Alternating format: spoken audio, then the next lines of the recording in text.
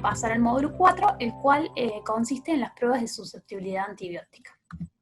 Bien, como ya habíamos visto, entonces existen etapas básicas para una marcha diagnóstica, dentro de la cual tenemos una muestra, que va a depender del tipo de muestra, de la recolección, el transporte y la conservación, va a depender de qué muestra estemos utilizando y de qué muestra querramos realizar el diagnóstico microbiológico. Después se le va a realizar un examen directo del material, que puede ser en fresco, se pueden realizar coloraciones como la de Gram, determinaciones inmunológicas y determinaciones genéticas. Luego vamos a tener el aislamiento del agente etiológico.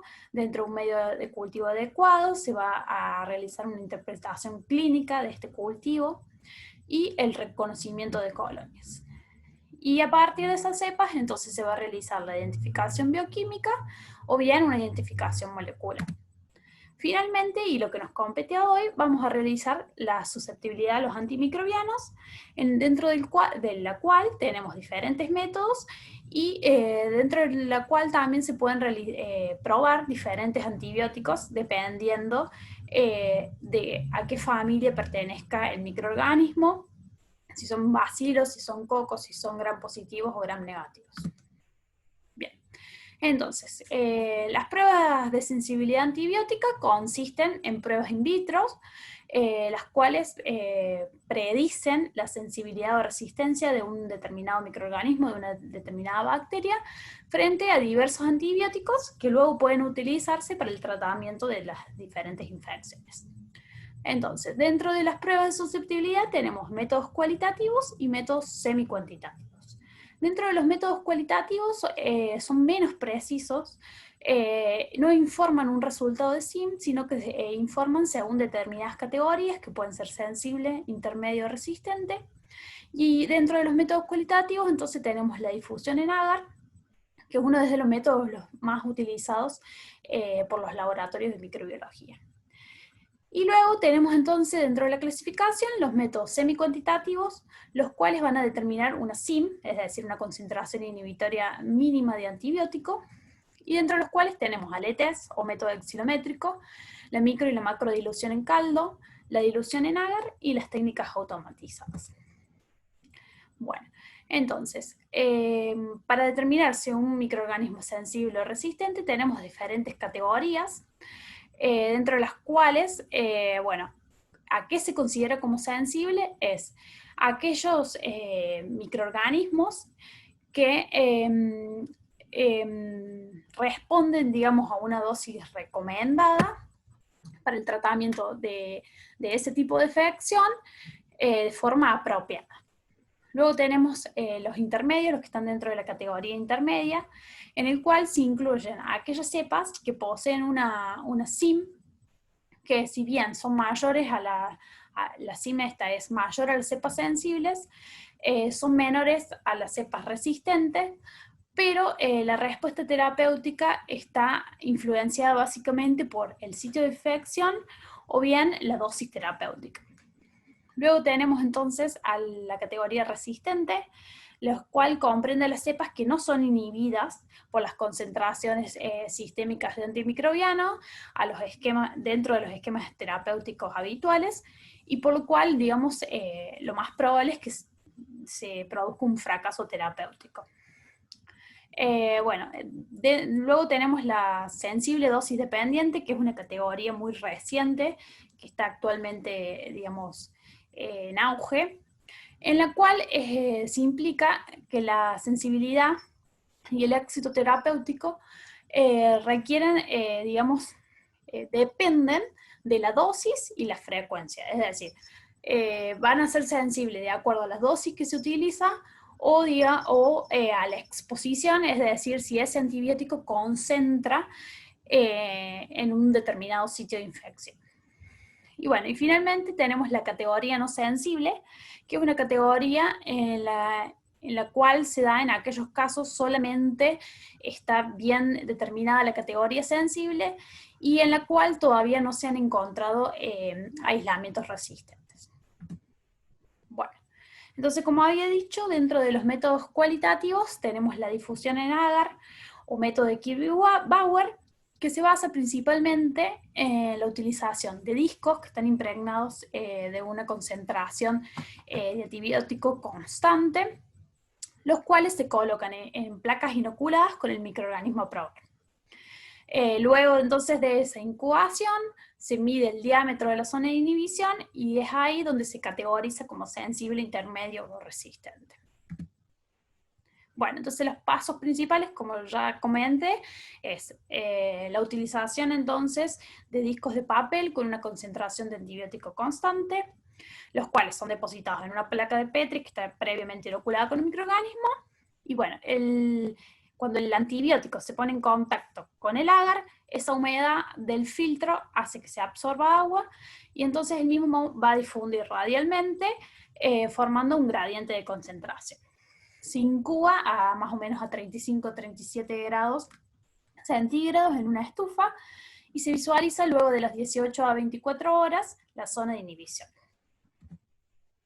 Entonces, en cuanto al procedimiento más detallado y lo que vamos a realizar hoy en el práctico, tenemos entonces una cepa en estudio, una cepa a testear, de la cual se van a tocar más o menos 4 o 5 colonias, como para tener digamos, una población, una idea de la población general. Y esas colonias las vamos a suspender en solución fisiológica hasta llegar a una concentración de 0,5 McFarland. Esa concentración está estandarizada y más o menos tiene 1,5 por 10 a la 8 bacterias. Bueno, una vez que llegamos entonces a esa concentración, vamos a colocar un hisopo en esa suspensión, lo vamos a escurrir bien sobre el tubo para que no tenga humedad, y lo vamos a frotar sobre la superficie del agar. Una vez que frotamos, vamos a repetir esa operación 3 veces para que se produzca un crecimiento uniforme y para tapar toda la placa. Bueno, entonces una vez que hisopamos la placa, vamos a colocar los antibióticos sobre el agar utilizando pinzas estériles, y vamos a oprimir los discos para que tengan un buen contacto con el medio de cultivo. Entonces, como ya había dicho, se va a incubar a 35-37 grados. En atmósfera puede ser de aerobiosis o anaerobiosis, dependiendo del microorganismo que queramos a testear, y 18-19 horas, pero también dependiendo del microorganismo que vamos a testear. Entonces, bueno, vamos a medir, luego de que pasa ese tiempo, vamos a medir el diámetro de la zona de inhibición con una regla o con un calibre. Y de acuerdo a eso vamos a ir a tablas que están provistas por entes como la CLSI o el EUCAS, y eso nos va a decir, de acuerdo al diámetro, si son sensibles, intermedias o resistentes. Bueno, ¿qué medio se utiliza? Se utiliza el medio Müller-Hinton. ¿Por qué se utiliza el medio Müller-Hinton? Porque la mayoría de las bacterias crecen bien y hay poca diferencia entre los medios comercializados. Es necesario que este medio contenga una concentración de cationes divalentes como calcio y magnesio adecuada, que tengan un bajo contenido de inhibidores de sulfonamidas, trimetoprim y tetraciclinas. Es muy importante que el espesor del agar tenga 4 milímetros, porque luego va a influir, digamos, en el halo de inhibición, si tiene menos o más milímetros. Y además, también es importante el pH del medio. Tiene que estar entre 7,2 y 7,4, debido a que algunos antibióticos, cuando cambia el pH, pueden cambiar su estado de ionización y por ende disminuir o aumentar su actividad microbiana, por lo tanto va a influir en el halo de inhibición. Y bueno, si bien el Müller-Hinton es el medio más utilizado, también existen otros medios para microorganismos más exigentes, como es el caso para el neumococo, que se utiliza el Müller-Hinton con agregado del 5% de sangre de carnero. Bueno, entonces, como les decía recién, es importante que se mantengan las condiciones del medio de cultivo, debido a que se puede conducir a resultados erróneos y a un cambio en el halo de inhibición. ¿Qué es lo que quiero decir con esto? que, por ejemplo, si tenemos un bajo inóculo bacteriano, es decir, si la suspensión 0,5 McFarland no es 0,5 McFarland, sino que la concentración es menor, puede ser que tengamos un aumento en el halo de inhibición. También puede ser que el volumen del medio de cultivo sea insuficiente, es decir, que el espesor del agar sea menor a 4 milímetros y eso conduzca también a un aumento del halo de inhibición. En cuanto al alto inóculo, es lo contrario, es decir, si tenemos una suspensión que tiene más de 0,5 McFarland de la concentración que realmente debemos testear, vamos a tener una disminución del halo de inhibición.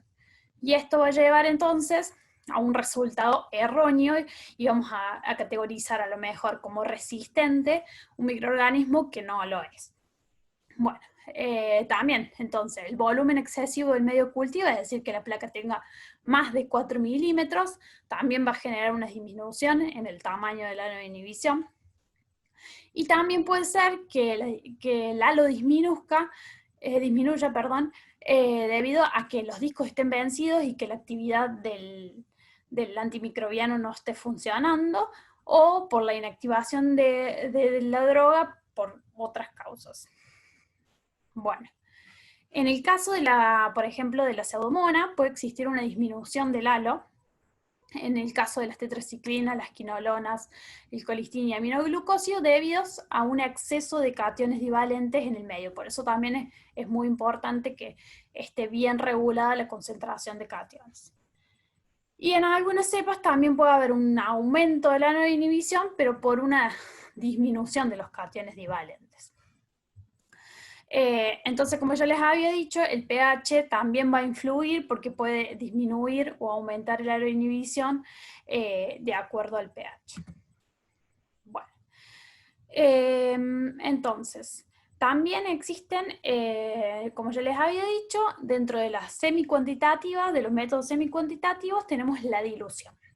La dilución, entonces, se basa principalmente en la preparación de una serie de tubos o placas con caldo o con agar, en las cuales se agrega una concentración, distintas concentraciones seriadas de antibióticos. Luego se inoculan entonces los tubos con la suspensión estandarizada, se incuba y se determina la concentración inhibitoria mínima. Entonces, dentro de la dilución tenemos, como ya dije, la dilución en agar, que es en medios sólidos, y la dilución en caldo, que es en medios líquidos, es decir, como el nombre lo dice, en caldo. Y dentro de la dilución en caldo tenemos la microdilución, que por lo general se realiza con volúmenes pequeños y en placas como esta, en pocillos, y la macrodilución que se realiza, por ejemplo, en tubos de ensayo con un volumen mayor. Bueno, entonces, como recién les estaba diciendo, la dilución en agar entonces se da principalmente que el agente microbiano se incorpora en medios sólidos, en el agar. De manera que cada placa entonces contiene una concentración de antibiótico diferente. Estas placas se inoculan con la suspensión del microorganismo y se evalúa el crecimiento. Y luego entonces la dilución en caldo se realiza entonces en medios líquidos y el antibiótico se incorpora en caldo Müller-Hinton. O sea, es el mismo medio que se utiliza en las placas, en el agar sólido, pero en caldo. Entonces, y se realizan también diluciones sucesivas del antibiótico, se incuba, se realizan diluciones sucesivas. Se inocula con la suspensión también 0,5 McFarland, se incuba 16 a 20 horas y se realiza entonces a veces un subcultivo en medios sólidos y se determina a qué concentración ese microorganismo es inhibido. Bueno, entonces acá, como ven, esto es una dilución en caldo, en la cual es importante realizarlo con una cepa que sea fresca, con una cepa que esté en crecimiento logarítmico, que tenga más o menos 18 a 24 horas de incubación. Se debe tener siempre un control de inóculo, es decir, un caldo que no tenga antibiótico, y luego un control de esterilidad del caldo en donde se coloque el caldo solo sin inocular.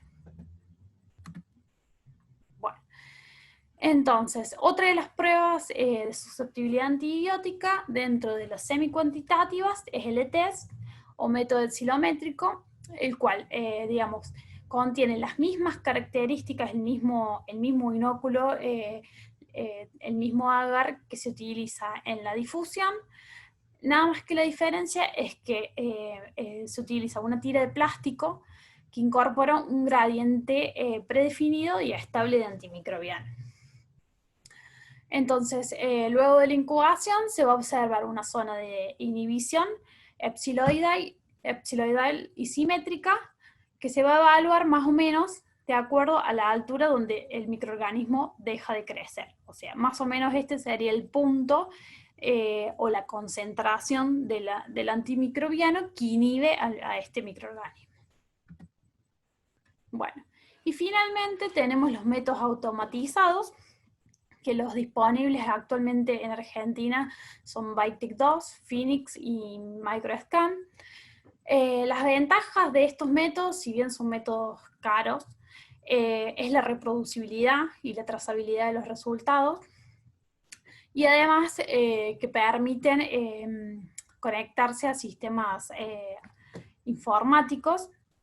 Los resultados, como yo les había dicho, se expresan en SIM, porque son semi-cuantitativos, y lo importante es que son más rápidos, y por ende disminuyen entonces los costos asociados a antimicrobianos, los días de hospitalización y los costos de hospitalización también disminuyen, y también permiten las mejoras en las medidas de aislamiento en el caso de ser necesario. Y en cuanto a las desventajas, bueno, como estos equipos tienen tarjetas o paneles que ya vienen, digamos, organizados por el fabricante, hay poca flexibilidad en los antibióticos ensayados. No se aplica a todo tipo de bacterias porque hay bacterias que tienen requerimientos especiales, como las micobacterias. Y además, algunos mecanismos de resistencias deben confirmarse a través del antibiograma manual.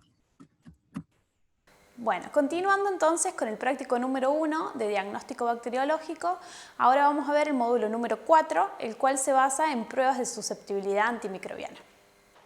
Bueno, entonces, continuando con el práctico número 1, acá vamos a tener los aislamientos que teníamos en los urocultivos con un recuento significativo. Una vez que los identificamos, realizamos las pruebas bioquímicas y finalmente, como habíamos dicho en el módulo 4, se van a ver las pruebas entonces de susceptibilidad antimicrobiana, ¿sí? Entonces vamos a testear si ese microorganismo es susceptible a los antibióticos que queremos utilizar para el tratamiento de la infección. Entonces, en primer lugar, vamos a preparar, como ya habíamos dicho, la suspensión 0,5 McFarland. Y vamos entonces, quemamos el ANSA. Vamos a tomar entonces las colonias en cuestión, las que queremos utilizar, aproximadamente de 3 a 5 colonias. Esperamos que se enfríe un poquito el ANSA. Tomamos entonces un poquito de cada colonia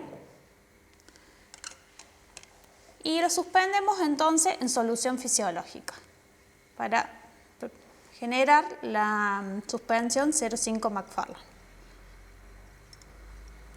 Vamos a homogeneizar bien.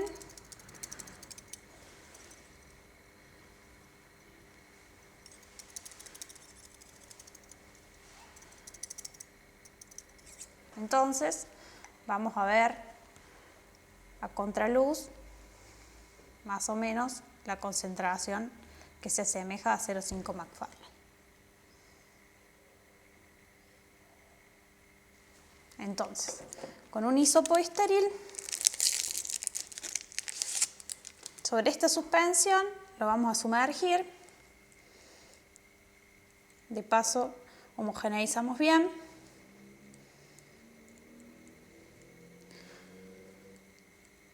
Una vez que está sumergido, entonces le sacamos el exceso de la solución fisiológica y vamos a tomar la placa de Müller-Hinton. Recuerden que el Müller-Hinton debe tener un espesor más o menos de 4 milímetros, que debe estar ajustado en cationes y que debe mantener las condiciones y sobre todo no debe tener humedad, por lo cual puede contaminarse el medio. Y además tenemos que fijarnos que no tenga ningún tipo de colonias ahí en el medio crecida para que no nos contamine la placa. Entonces, con el hisopo vamos a frotar la placa, primero en una dirección, giramos,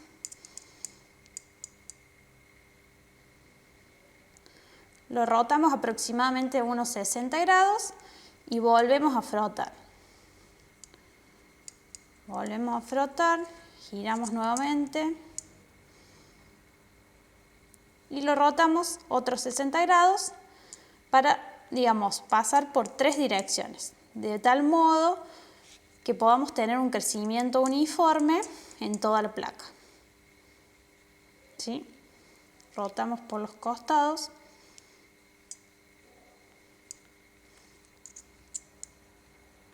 Muy bien. De tal modo que quede entonces uniforme. Bien, entonces, una vez que ya tenemos la placa, lo que vamos a hacer es colocar los discos. No pueden pasar más de 15 minutos entre que nosotros hisopamos la placa y colocamos los discos. Bueno, de acuerdo al microorganismo que querramos testear, es los antibióticos que vamos a usar.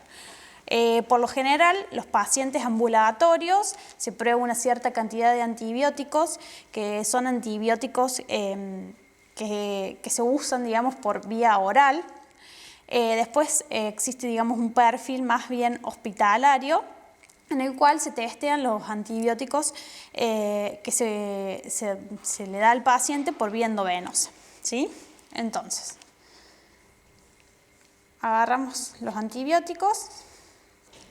En este caso es cefpodoxima.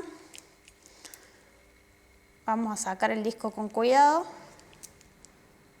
Lo tomamos con el anza y lo vamos a colocar más o menos a 15 milímetros del borde. Bien. Una vez que lo colocamos, lo presionamos un poquito para que quede bien adherido a la superficie. Tapamos y ponemos el resto de los antibióticos. Nitrofurantoína para las infecciones urinarias. Siempre el número máximo de antibióticos que se pueden testear en una placa de 10 centímetros como esta es 6 antibióticos. Porque si no comienzan a juntarse los halos y es más difícil leerlos. Después tenemos acá ciprofloxacina.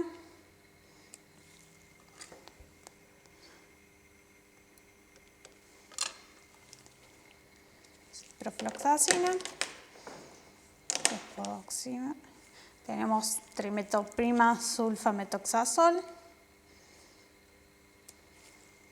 Colocamos a una distancia más o menos también de unos 2 centímetros.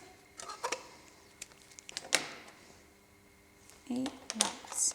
Bueno, entonces, una vez que terminamos, como ya habíamos dicho, adherimos bien los discos con la pinza y ahora vamos a llevarlo a la estufa a una temperatura de 35-37 grados y lo vamos a dejar incubando aproximadamente 16 a 18 horas. En algunos casos, como es el aureus, la OXA se debe dejar más o menos 24 horas, o en los enterococos también es posible dejarlos 24 horas para que los halos se diferencien mejor. Bueno, entonces continuando, luego de las 16 a 18 horas de incubación, lo que vamos a hacer es retirar las placas de la estufa y vamos a ver que han crecido y se van a observar los halos de inhibición. Entonces, a partir de esos halos de inhibición, en todos los antibióticos vamos a medir el diámetro. El diámetro, ¿cómo lo vamos a medir? De esta forma, con una regla o un calibre, vamos a ver. En este caso, por ejemplo, la cefazolina tiene un diámetro de 25 centímetros, que correspondería, según el CLCI, a una categoría de sensible. Después tenemos el TMS o la trimetropima sulfametoxazol, que tiene un halo de 27 milímetros. La nitrofurantoína tiene un halo de 27 también. Y la cipro, como pueden ver, tiene un halo grande, que es más o menos de 43 milímetros. Entonces, estos son los antibióticos que se utilizan sobre todo en los pacientes ambulatorios. Como pueden ver, en los otros casos teníamos que la cepa 2 era una serratia. La serratia tiene otro tipo de resistencias, o sea, tiene resistencias naturales que son propias del género y especie. Por ejemplo, es resistente a la nitrofurantoína, a las polimixinas. Después tenemos en este caso la Klebsiella, que si bien su resistencia es principalmente a la ampicilina, es una resistencia natural, en estos casos nos dieron resistencias adquiridas, por ejemplo, al TMS, a la cefazolina, a la cipro. Y en el otro caso que tenemos es el Proteus mirabilis, que también tiene sus resistencias naturales a las polimixinas, a los nitrofuranos, a las tetraciclinas, que se puede ver el halo disminuido en este caso, pero es sensible a las cefalosporinas de primera generación, al TMS y a la ciprofloxacina. Bueno, entonces recuerden que es importante y que va a influir mucho en los halos de inhibición. En primer lugar, si la suspensión que nosotros hicimos estaba muy cargada, si el inóculo era alto, vamos a tener un halo disminuido. También hay que tener en cuenta que los discos no estén caídos, es decir, que los discos no estén vencidos, porque si los discos estén vencidos nos va a dar un halo menor también y puede ser que estemos informando una falsa resistencia. Es importante entonces que se mantenga bien el pH del medio, porque también puede haber alteraciones en los halos de inhibición, si es mayor o menor a 7,2.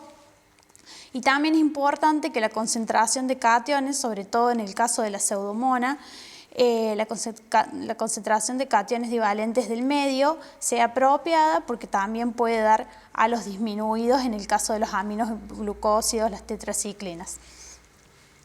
Bueno, entonces más o menos para cerrar el diagnóstico bacteriológico, recuerden que lo que nosotros hicimos anteriormente fue tomar una muestra, sembrar esa muestra, esperar que crecieran esas colonias. En este caso, las colonias son de las orinas que habíamos sembrado previamente, que todas dieron bacteriuria sintomática, o sea que se jerarquiza el germen. A ese germen le hicimos una identificación bioquímica, al cual llegamos a un género y especie, y finalmente entonces llegamos a esta etapa donde realizamos las pruebas de susceptibilidad antimicrobiana, y las cuales se va a informar entonces de acuerdo a la inhibición como categoría sensible, intermedio, resistente, y por lo cual el médico luego tomará una decisión clínica para este tipo de infección, digamos, para una infección urinaria.